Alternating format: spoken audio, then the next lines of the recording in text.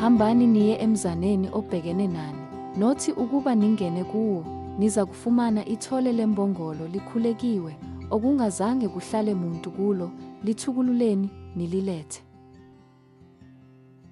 Wamukelekile kumnikelo.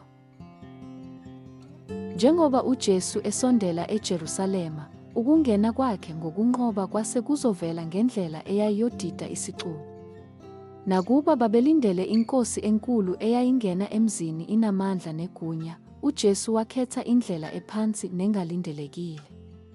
Wathumela abafundi bakhe ukuba bayolanda ithole lembongolo, okungekho muntu owake waligibela.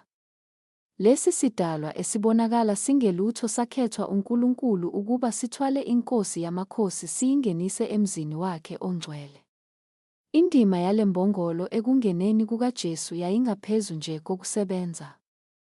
Kwakuyisiprofetho. KuZakhariya isahluko sesishiyagalolunye ivesi lesishiyagalolunye, kubikezelwa ukuthi uMesiya uzongena eJerusalema egibele ithole, eliwuphawu lokuthula kunempi. Le mbongolo elula, ethobekile, yahlukaniselwa yona kanye lenjongo, yahlukaniselwa umsebenzi okhethekile.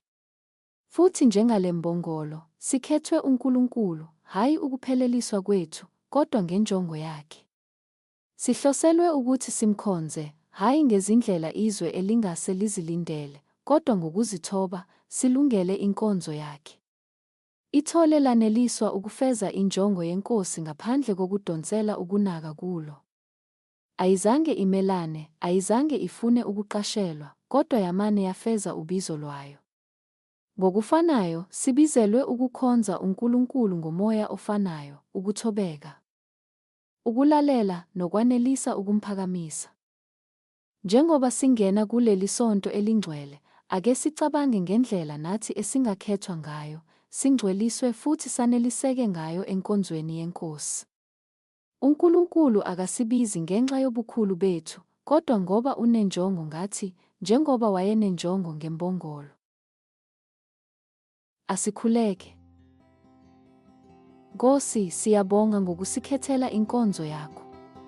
Sisize saneliswe ubizo lwethu, singcweliselwe injongo yakho, futhi sikukhonze ngokuthobeka njengembongolo yakhonza uJesu.